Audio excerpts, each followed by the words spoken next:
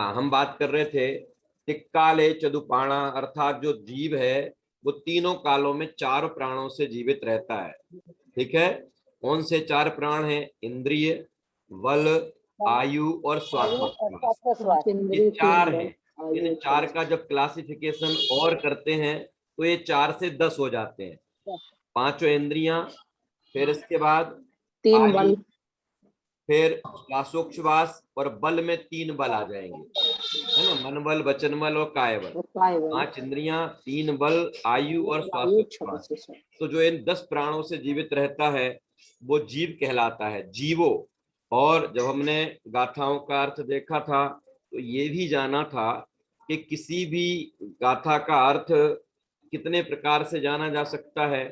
एक होता है गाथार्थ, एक होता है अन्वयार्थ, है ना, फिर होता है भावार्थ, फिर होता है नयार्थ। ठीक है, गाथा का सामान्य अर्थ वो गाथार्थ कहलाता है, पूरी गाथा का जो भाव बताया जाता है वो भावार्थ कहलाता है ना। और नयों की दृष्टि से जब उसका अर्थ बताया जाता है तो वो नयार्थ कहलाता है ना। और एक होता है मतार्थ, अलग अलग मत के लोग क्या मानते हैं और हमने जो माना है वो क्यों सही है, ऐसा जब बताया जाता है तो वो मतार्थ कहलाता है। ठीक है, इस प्रकार से किसी भी गाथा का अर्थ इतने तरीके से जाना जा सकता है। भैया जी टीका रहती और टीका, टीका, हाँ, टीका जो है, टीका किसी भी गाथा का जो डिटेल है, वही जैसे मान लीजिए मैंने ग्रंथ लिखा, मेरे बाद में किसी के द्वारा उस ग्रंथ को पढ़ा गया और उन्हें लगा कि इसका मर्म लोगों तक इतने से नहीं पहुंच पाएगा, हमें और डिटेल करना चाहिए, तो फिर जब वो उसकी और डिटेल करते हैं वो कहलाता है टीका, है ना। टीका अलग चीज है और किसी भी गाथा को समझने के 4 तरीके अलग हैं। ठीक भैया है, जी मतार्थ भी टीका में आएगा क्या? जरूरी नहीं है, सब जगह मतार्थ नहीं बताते, सब जगह नयार्थ नहीं बताते। द्रव्य संग्रह में वो मतार्थ भी बता रहे हैं और नयार्थ भी बता रहे हैं, है ना। ये जैसे मान लो जीवो वाला विशेषण, जीवो वाला अधिकार आया था, तो उन्होंने कहा था कि चारवाक मत तो जीव को मानते ही नहीं। वो तो ये कहते हैं कि 5 भूतों से मिलकर, पृथ्वी, जल, अग्नि, वायु, है ना, इनसे मिलकर जीव की रचना हो जाती है, और बस वो जब ये पूरे फिर से पृथ्वी पृथ्वी में, जल जल में, वायु वायु में, आकाश आकाश में मिल जाता है तो उनकी मृत्यु हो जाती है। तो हमने कहा नहीं नहीं भैया, ये जीव है वो ये 10-10 प्राणों से जीवित रहता है, उसकी सत्ता स्वीकार करनी पड़ेगी। तो उसकी सत्ता को बताते हुए जब बात की तो चारवाक मत का क्या मत है और जैनों ने अपना क्या मत बताया है, ये हो जाएगा मतार्थ। ठीक है, और फिर नयार्थ क्या होगा कि जीव 10 प्राणों से जीवित रहता है, ये व्यवहार नय का कथन है। और जीव अपने चेतन प्राणों से जीवित रहता है, ज्ञान दर्शन से जीवित रहता है, ये निश्चय नय का कथन है।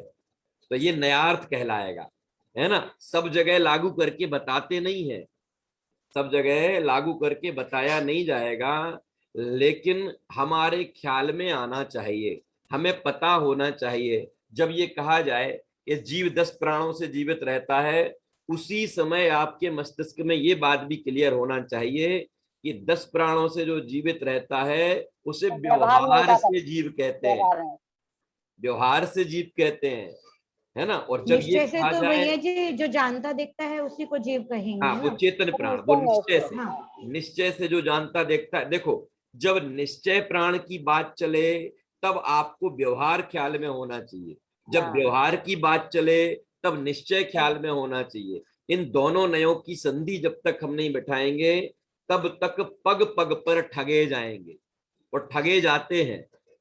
जिनवाणी हम नहीं पढ़ पाते हैं, जिनवाणी का मर्म हम नहीं समझ पाते हैं, आपस में कहीं लड़ाई झगड़े उत्पन्न होते हैं, वो केवल और केवल जिनवाणी का पढ़ने का तरीका हमको नहीं आता। जैसे वो 2 बालक लड़ते हैं ना, नेहा जी, कौन 2 बालक? जो एक बालक आपको मौसी कह रहा है और एक बालक आपको मम्मी कह रहा है। अब वो दोनों बालक लड़ेंगे, लड़ते रहो, कब खत्म होगी वो लड़ाई? जब कोई जब तक कि वो समझदार नहीं उन्हें समझेंगे कि सिखाएगा कि दोनों बेटा, एक ही है। जब उसे समझाएंगे और उसकी समझ में आएगा कि बेटा तेरी तो मम्मी है और इसकी मौसी है, तो फिर वो ये कहेगा कि भाई साहब ठीक है आपकी बात हम मान लेते हैं, तो कितने घंटे मम्मी है, कितने घंटे मौसी है? कि 24 ही घंटे मम्मी है और 24 ही घंटे मौसी है। क्यों? कि तुम्हारी ये 24 घंटे मम्मी है और इसकी 24 घंटे मौसी है। इसका मतलब ये जो नयों के आधार पर जो कथन होते हैं वो टाइम में नहीं बांटे जाते, टाइम में नहीं बांटे जा ऐसे ही सकते। होता है भैया जी। त्रिकाल, जीव हाँ त्रिकाल 10 प्राणों से जीवित रहता है। अगर जीव को हम इस ओर से बताते हैं तो वो जीव का व्यवहार नय का कथन है। ठीक है। और जो जानता देखता है उसे जीव कहते हैं, ये जीव के निश्चय नय का कथन है। ठीक है। देखो पहले खूब चर्चा हो चुकी, अगर मैं फिर से रिवीजन पे आ जाऊं, और 40 मिनट अपने पास फिक्स है ना। आज बहुत दिन बाद हो रही है, 10-5 मिनट अपन को रिवीजन में लग रहे हैं, है ना, लेकिन कल वो फ्लो में आ जाएगा, सीधा आगे बढ़ेंगे। फिर इसके बाद चौथी गाथा में जीवों के बाद अगली बात आई उपयोग की। तो चौथी गाथा में उन्होंने कहा कि उपयोग दो प्रकार का होता है, एक दर्शन उपयोग और एक ज्ञान उपयोग। ठीक है। दर्शन उपयोग क्या होता है, ज्ञान उपयोग क्या होता है? जानने से पहले जो हमें किसी भी पदार्थ का सामान्य अवलोकन होता है, उसके बारे में जो हम सामान्य जानते हैं, हमारे उस सामान्य जानने का नाम क्या है? उसका नाम दर्शन उपयोग है। ठीक है। पिछली बार आप लोगों को याद है मैंने इस जब ये बताई थी निरंजी भाई साहब, तो मैंने क्या हिदायत दी थी जरा बताएं। जब मैंने ये बताया था तो आपको क्या याद रखना है? याद रहा तो निर्विकल्प भैया और जी, सर्विकल्प। भैया जी निर्विकल्प, हाँ बताइए निर्विकल्प आप। बताया था दर्शन को, किसी और भी ज्ञान को चीज को, सर्विकल्प। हाँ बोले बोले। हाँ हाँ हाँ, एक पहले किसी भी चीज दर्शन को, होता है फिर ज्ञान होता है। हाँ ठीक है ठीक है। अच्छा मैंने ये बताया था, मेरे मैं पूछने का मतलब ये था कि दर्शन भैया शब्द के अर्थ अनेक होते हैं। दर्शन दर्शन का मतलब देखना भी होता है, दर्शन जी का मतलब श्रद्धा भी होता है, और यहाँ जो दर्शन का मतलब है ना वो देखना है ना श्रद्धा है। ज्ञान से पहले जानने सामान्य, का नाम दर्शन है। हाँ, भैया जी सामान्य अवलोकन का नाम यहाँ अरे पे हाँ हाँ, दर्शन है। अवलोकन कहो अथवा ज्ञान से हाँ, पहले वो पदार्थ होने वाला जो हाँ, किसी एक भी बार देखते हैं वो भी वस्तु है। को जानने से पहले जो, हाँ किसी भी पदार्थ को जानने से, जैसे मान लीजिए ये मोबाइल मैंने एकाएक देखा दूर से, तो एकाएक देखा तो देखते समय जो मुझे इसका सामान्य ज्ञान हुआ उसका नाम दर्शन है। और फिर जब हमने उसके बारे में विशेष जानना स्टार्ट किया उसका नाम फिर ज्ञान है। ठीक है। देखो आपको उदाहरण दिया, यहाँ घंटी भी बज गई।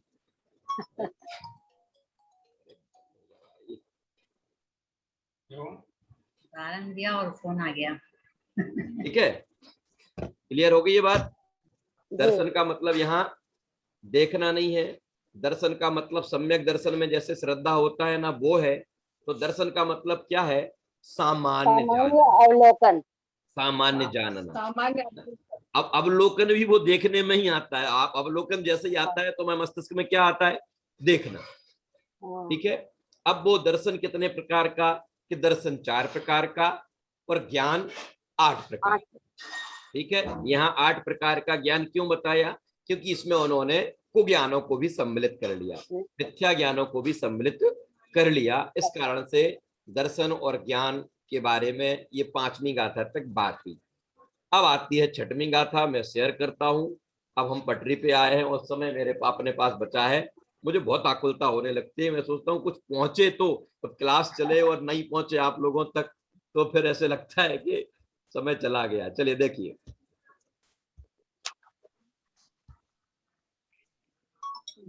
ये 6वीं गाथा आगे देखिए। ठीक है। देखो मैं पढ़ता हूं, एक बार आप लोग पूछ लो। कौन दर्शन उपयोग और ज्ञान उपयोग होने के बाद अब देखो वो यहाँ क्या कह रहे हैं 6वीं गाथा में। अट्ठ चदुणान दंसण सामान्यम जीव लक्षणम भणियम भवहारा शुद्धया शुद्धम पुण्य दंसणम नाणम। ये तीसरी गाथा है उपयोग की, है ना। उपयोग दूसरा अधिकार था ना, जीवों के बाद उपयोगमय। तो उपयोगमय की चौथी गाथा में भी बात हो गई, 5वीं में भी बात हो गई। अब 6वीं में वो समेटते हुए कह रहे हैं। ठीक है। एक बार और पढ़ना बोलूं, आ जाए सबको। अट्ठ चदुणान दंसण सामान्यम जीव लक्षणम भणियम व्यवहारा शुद्धुणया शुद्धम पुण्यदंसनम नाणम। किरण जी चलिए पढ़िए आप प्रतिनिधि रूप में, सबकी प्रतिनिधि रूप में आप पढ़िए। अर्थ चतुरान दंसन सामरणम जीव लक्षणम भणियम व्यवहारा शुद्धनया शुद्धम पुण्य दंसनम नाणम। बहुत बढ़िया। अब देखो इस गाथा में वो नयार्थ बता रहे हैं, है ना। इस गाथा में बात कर रहे हैं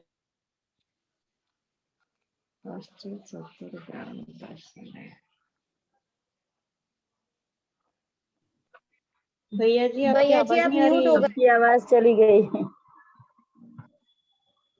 अब आ गई। जी भैया जी। हाँ आ गई आ गई। देखो देखो अब यहाँ देखो, यहाँ कह रहे हैं अठ चदु णाण दंसण। अठ माने 8, चदु माने 4, ठीक है, संख्या हो गई। फिर नाम क्या है, णाण दंसण। जिस क्रम से संख्या है उस क्रम से नाम है, ठीक है। क्या मतलब हुआ, 8 प्रकार का ज्ञान और 4 प्रकार का दर्शन, जो हमने चौथी और 5वीं गाथा में पढ़ लिया है, ठीक है। अठ चदुणान दंसण सामान्यम जीव लक्षणम भणियम। क्या ये सामान्यम, ये सामान्यता जीव लक्षणम भणियम, ये सामान्य से जीव का लक्षण है। जब भी कोई हमसे जीव के बारे में पूछे कि जीव का लक्षण क्या है, तो हम कहें कि जो 4 दर्शन वाला और 8 ज्ञान वाला जो होता है वो जीव है ना। कोई भी जीव का लक्षण हमसे पूछे तो हम सीधा क्या कहते हैं कि जिस 8 ज्ञान और 4 दर्शन वाला जो होता है उसका नाम जीव है। लेकिन सामान्यम, सामान्यता वह जीव का लक्षण है। और दूसरा नए की ओर से बात करें तो व्यवहारा, साथ में व्यवहार है, ठीक है। सामान्यता जीव का लक्षण है और जीव का यह लक्षण कौन से नए से, ये व्यवहार नए से। तो फिर क्या है, शुद्ध नया शुद्ध पूर्ण दंसणम नाणम। शुद्ध नया, शुद्ध नए से तो शुद्ध दर्शन और शुद्ध ज्ञान।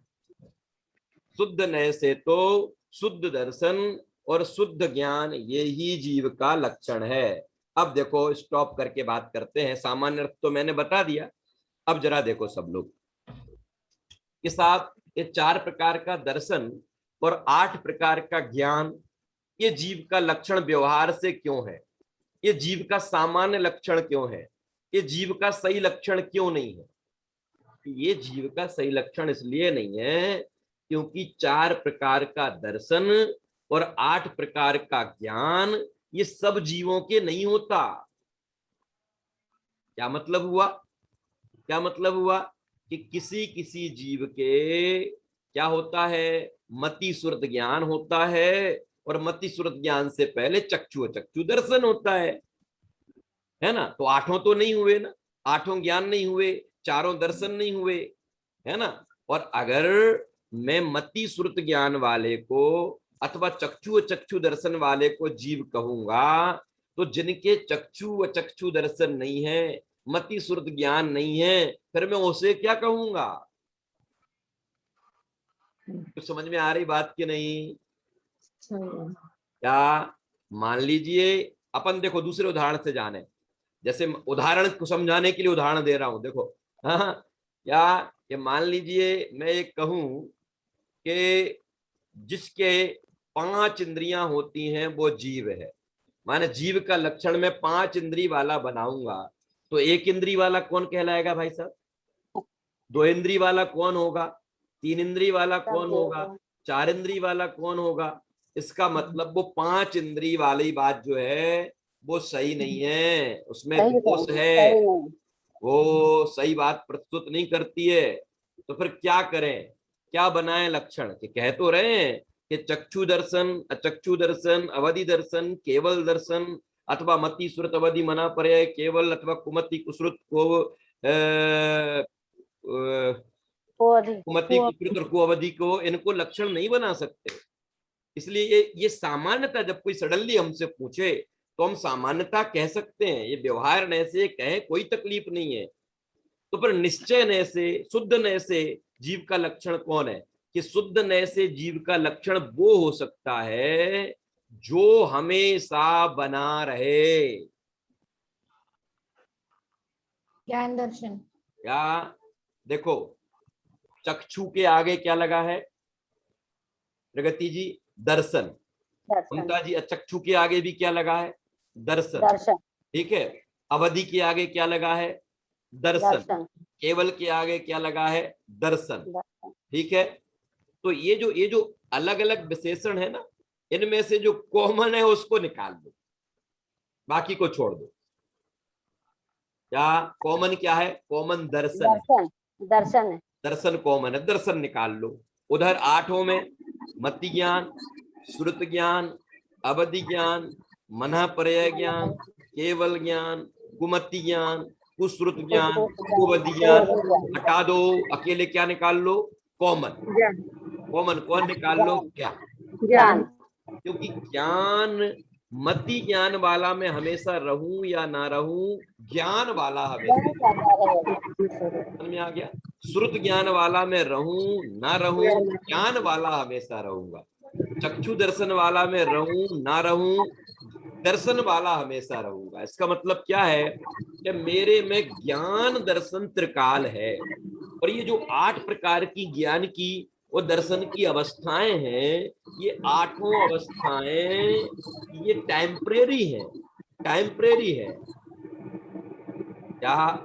टेम्परे जब मुझे केवल ज्ञान होगा तब मेरे पास मना पर्याय ज्ञान होगा? नहीं होगा। नहीं भैया। नहीं होगा, है ना? हाँ बोलिए किरण जी, कुछ कह रही? तो एक ही ज्ञान रहेगा, केवल एक ही ज्ञान रहेगा, तो फिर क्यों विशेषण की बात करनी? सामान्यम जीव लक्षणम बढ़ियम। ये मैं 4 दर्शन वाला हूँ, 8 ज्ञान वाला हूँ, ये सामान्यता जीव का लक्षण है। और नए की ओर से बात करें तो व्यवहारा, ये व्यवहार नए से जीव का लक्षण है। प्रशुद्ध नए से क्या है? शुद्ध नया, शुद्ध गुण दंशनम लाणम।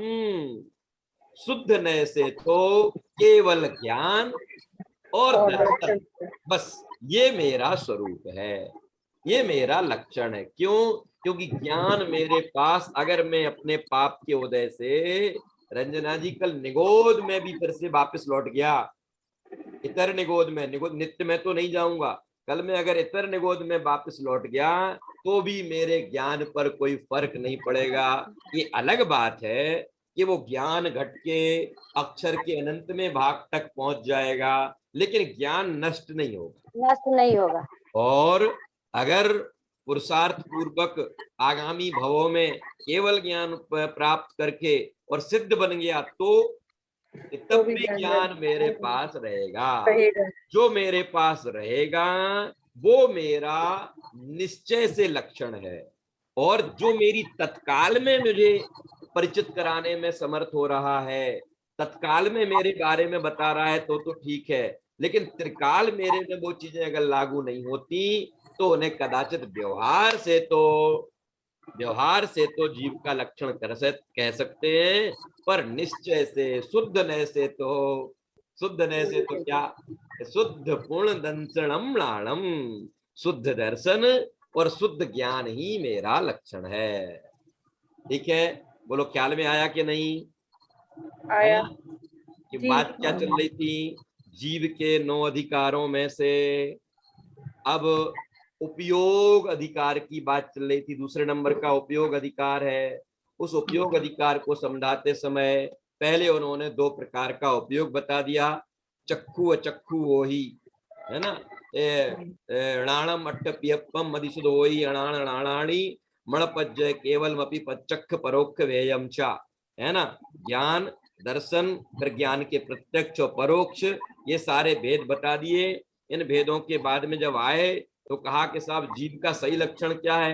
क्या हम अट्ठ चतुर्णान दंशन, 8 प्रकार का ज्ञान, 4 प्रकार का दर्शन, अगर हम इसको जीव का लक्षण कहते हैं तो कैसे? सामान्यम जीव लक्षणम बढ़ियम, सामान्यता ये जीव का लक्षण कह सकते हैं। इंद्रिय वाला भी अपन जीव का सामान्यता लक्षण कह सकते हैं, है ना। इन 8 ज्ञान में से किसी ज्ञान वाला भी जीव का लक्षण कह सकते हैं, दर्शन वाला भी जीव का लक्षण कह सकते हैं, लेकिन ये सामान्यता। और सामान्य के साथ अगली पंक्ति में क्या है, व्यवहारा, ये सब व्यवहार से जीव हैं। तो हमने पूछा साहब निश्चय का भी बता दो, तो तुरंत कह दिया, शुद्ध पूर्ण दंसणम लाणम, शुद्ध पूर्ण दंसणम लाणम। शुद्ध नया शब्द आया ना पहले, शुद्ध नया, शुद्ध नय से शुद्ध दर्शन और शुद्ध ज्ञान, माने मात्र ज्ञान और मात्र दर्शन, ये मेरा लक्षण है, ये मेरा स्वरूप है।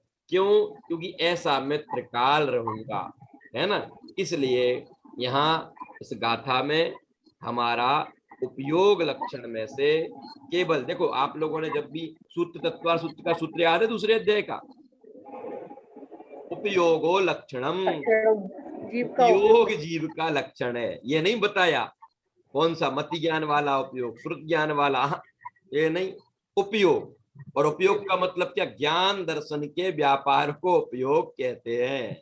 इसका मतलब ज्ञान और दर्शन, ना मति ज्ञान, ना श्रुत ज्ञान, ना अवधि ज्ञान, ना मना पर्याय ज्ञान, ना केवल ज्ञान। दर्शनों में ना चक्षु, ना चक्षु, ना अवधि, ना केवल, तो फिर क्या, मात्र दर्शन, मात्र ज्ञान, ये मेरा स्वरूप है। किससे? कि निश्चय से और व्यवहार से, कि व्यवहार से जिन जिन से मैं पहचानने में आता हूं उन सबको कह दो, कोई तकलीफ नहीं। ठीक है, एक बार गाथा फिर से पढ़ते हैं, और कोई प्रश्न हो तो आप लोग प्रश्न पूछिए।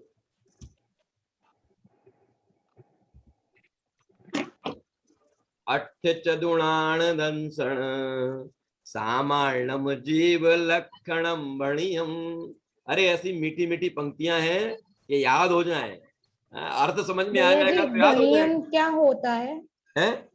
भणियम, भणियम माने कहा गया, भणिदम, देखो नीचे आया ना संस्कृत में, भणितम, भणितम माने कहा गया। देखो संस्कृत से देखो एक एक शब्द का अर्थ तो आपको और क्लियर होगा। अट्ठ यहाँ आ गया अष्ट, चदु यहाँ आ गया चतु, णाण यहाँ ज्ञान, दंसण यहाँ दर्शन। ठीक है, 8 प्रकार का ज्ञान और 4 प्रकार का दर्शन। सामान्यम जीव लक्षणम, ये जीव का सामान्य लक्षण, भणितम कहा गया है, ये जीव का सामान्य लक्षण कहा गया है। और कैसे? व्यवहारा, व्यवहार नय से, व्यवहार नय से ऐसा कहा गया। तो फिर क्या है यहाँ, व्यवहारा, शुद्ध नया अर्थात शुद्ध नयात, शुद्ध नय से शुद्धम पुनः दर्शनम ज्ञानम, शुद्ध दर्शन और शुद्ध ज्ञान। समझ में आ गया? माने वो ज्ञान, वो दर्शन जिसमें हमें पर के निमित्त की आवश्यकता नहीं है। मति ज्ञान के लिए तो मति ज्ञानावरण का क्षयोपशम चाहिए, श्रुत ज्ञान के लिए श्रुत ज्ञानावरण का क्षयोपशम चाहिए, अवधि ज्ञान के लिए तो फिर क्या, इस सामान्य ज्ञान जो मेरा त्रिकाल खत्म नहीं होता है ना, किसी भी स्थिति में केवल ज्ञान में परिवर्तित हो जाए, वो ज्ञान का अंश केवल ज्ञान में परिवर्तित हो जाए तब भी मैं ज्ञानी, और वो ज्ञान का अंश अक्षर के अनंत में भाग रह जाए तब भी मैं ज्ञानी, है ना। दर्शन जब चक्षु है तब भी मैं दर्शन वाला, और जब केवल दर्शन हो गया तब भी मैं दर्शन वाला, है ना। लेकिन केवल दर्शन वाला कि नहीं, केवल दर्शन वाला कहोगे तो केवल इत्ते से जीव बचेंगे, इत्तों में से वही बचेंगे केवल ज्ञानी। इसके अलावा फिर जीव कौन रहेगा? आप और हम तो सब अजीब हो जाएंगे, क्योंकि हमें तो केवल ज्ञान है नहीं, हमें तो केवल दर्शन है नहीं, है ना। इसलिए उन्होंने कहा कि सामान्यता तो हम ये कह सकते हैं, लेकिन व्यवहार ने से भी कह सकते हैं, लेकिन निश्चय ने से तो शुद्ध पूर्ण दंसणम लाणम, शुद्ध दर्शन और शुद्ध ज्ञान ही जीव का लक्षण है। देखो यहाँ नीचे गाथार्थ देखो लिखा ना, गाथार्थ, गाथार्थ में उन्होंने लिखा व्यवहार नय से 8 प्रकार का ज्ञान, 4 प्रकार का दर्शन, यह सामान्य रूप से जीव का लक्षण कहा है। व्यवहार नय से और सामान्यता, शुद्ध नय की अपेक्षा से शुद्ध ज्ञान दर्शन को जीव का लक्षण कहा गया। इस तरीके से इस गाथा का हम लोगों को अर्थ क्लियर हुआ। अभी यहाँ इसमें टीका में बहुत विशेष विस्तार है, इसलिए मैं टीका के विस्तार को नहीं पढ़ रहा हूँ। मैंने आपको उसका सीधा का सीधा समझ लीजिए भाव खोलकर बता दिया है। और टीका अब आप लोग खुद ही पढ़िएगा, मैं ऐसे ही चर्चा करूंगा, है ना, क्योंकि उसमें थोड़ा डिस्टरबेंस भी हो जाता है और कहीं कहीं भाषा क्लिष्ट आती है, तो वो आपके ख्याल में नहीं आता भैया समझ ही नहीं पाएंगे खुद से पढ़ेंगे तो है। भैया जी ने ट्रेनिंग तो दे दी है थोड़ी पर बहुत।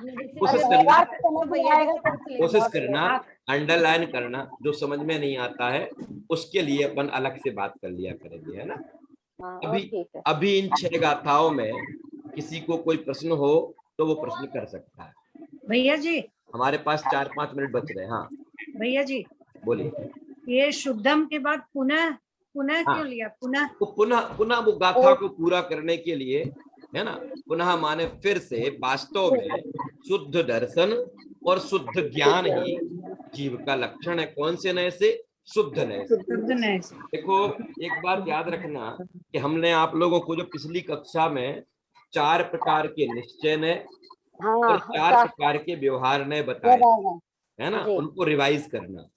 अब जब पहले नंबर का निश्चय नय होता है ना, उसकी कथन करने के बाद जब उसके अगले स्टेप में आप जाओगे ना, तो उसकी अपेक्षा ये वाला व्यवहार हो जाएगा, पहले वाला। हाँ। और दूसरे से जब हम तीसरे की तरफ बढ़ेंगे तो ये दोनों व्यवहार हो जाएंगे, माने वो अशुद्ध नय कहलाएंगे, अशुद्ध, भैया जी, है ना।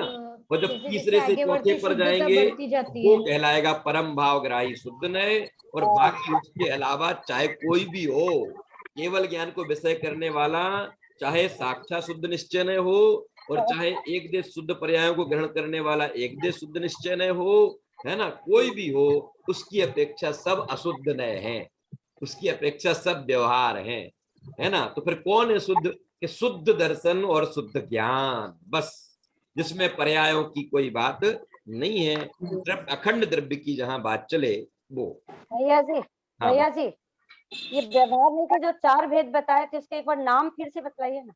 किसके? जैसे अनुच्चारित व्यवहार में के जो 4 भेद बतलाए थे हाँ, आप। तो देखो याद रखो, उसके 2 प्रकार से भेद हैं, एक तो सद्भूत और एक असद्भूत। पहले तो 2, सद्भूत और असद्भूत, और उन सद्भूत और असद्भूत पे ही फिर 2 फिर से करना, 2 उपचरित और अनुपचरित, उपचरित और अनुपचरित। ऐसा जब करेंगे तो 4 कौन कौन से बनेंगे? उपचरित असद्भूत व्यवहार नय, एक, ठीक है। फिर अनुपचरित असद्भूत व्यवहार नय, ठीक है। फिर उपचरित के बाद अब किसके आना है? अनुपचरित। अनुपचरित सद्भूत व्यवहार नय और उपचरित सद्भूत व्यवहार नय, ठीक है। इस तरीके से इनके 4 भेद हो। भैया जी, हाँ। इसको कुछ बोलना है। हाँ बोलो बेटा। तुम बोलो जय जिनेन्द्र। भैया जी बोलो मोक्ष। शाबाश शाबाश बेटा। तत्वानाम वंदे। शाबाश, वेरी गुड वेरी गुड। इसको पुरस्कार देना मेरी तरफ से। चलिए, और कोई प्रश्न? भैया जी, वो जो कई बार गुरुदेव का जब वो चलता है उसमें आता है 100 इंद्र ना उपस्थिति माँ, तो यही 100 इंद्र वाला जो अभी बताया वही है ये? हाँ, ये 20 इंद्र है। भवनवासी 40। अभी परसों वाला जो अपन ने जैसे स्टार्ट किया था ना, चौथा अध्याय देवास चतुर्निकाया, तो देव के जो 4 निकाय हैं, भवनवासी, व्यंतरवासी, ज्योतिषी और वैमानिक, ये जो 4 प्रकार के देव हैं, इन्हीं के 40 इंद्र हो जाते हैं। भवनवासी के 10 प्रकार के भवनवासी होते हैं। उन 10 प्रकार में 2 इंद्र और 2 प्रतिंद्र, है ना, 2 इंद्र और 2 प्रतिंद्र। इस तरीके से उन 10 प्रकार के भवनवासियों के 40 इंद्र, और फिर 8 प्रकार के होते हैं व्यंतरवासी। उन 8 प्रकार के व्यंतरवासियों के 2 इंद्र और 2 प्रतिंद्र, तो 8 चौके 32 व्यंतरवासियों के हो जाते हैं। और फिर 24 कल्पवासी कल्पवासी जो है, उन कल्पवासियों के 12 स्वर याद रखना। स्वर्गों के नाम तो आते हैं 16, 16 और लेकिन 12 है। इंद्र होते हैं 12। 12 12 है इंद्र भी इंद्र 12 और 12 है प्रतिंद्र। 12 है इंद्र और 12 प्रतिंद्र, उनको मिला के वो बनते हैं 24 इंद्र। और चंद्रमा, सूरज, चक्रवर्ती और सिंह, ये सब मिला के 100 इंद्र होते हैं। इन 100 इंद्रों की उपस्थिति रहती है कहाँ? समूह शरण में। वो जो कहा जाता है, वो इसलिए कहा जाता है कि ये जो अपन बात पढ़ रहे हैं ना, द्रव्य संग्रह की बात अभी अपन ने पढ़ी, क्या पढ़ी? कि व्यवहार से ये जो आप 4 दर्शन और 8 ज्ञान वाला जीव है, और निश्चय से तो शुद्ध ज्ञान दर्शन वाला जीव है। बोले ये बात मैं नहीं कह रहा हूँ, ये इंद्रों की उपस्थिति ने कही है। कहीं किसी को मैं पसंद नहीं आऊं, है ना, ऐसा हो सकता है ना, कई लोगों को मैं पसंद नहीं आऊं, कोई बात नहीं, मुझे पसंद नहीं करना। लेकिन ये जो कह रहे हैं, ये बात किसकी है? ये बात 3 लोग के नाथ की है ना। 100 इंद्रों की देखो सुबह आता है गूंजती हुई आवाज, बहुत अच्छी लगती भैया जी। हाँ देखो, अब आप लोगों को एक अच्छी बात बताऊं कि एक बात हमेशा याद रखना कि चाहे वो ऑफलाइन कोई स्वाध्याय कर रहा हो और चाहे ऑनलाइन कोई स्वाध्याय चल रहा हो, ये याद रखना कि हम तो केवल चिट्ठी वांच रहे हैं जी। ये आपको कड़वी लगे तो, अच्छी लगे तो, ये चिट्ठी लिखी किसने है? कि गणधरों ने। कि बताया किसने था? तीर्थंकरों ने। तीर्थंकरों ने कहा, गणधरों ने लिखा। हम केवल पोस्ट ऑफिस का पोस्टमैन आता है, अब तो कहाँ आता है, व्हाट्सएप के जमाने में वो पोस्टमैन आता था ना, वो पोस्टमैन जब चिट्ठी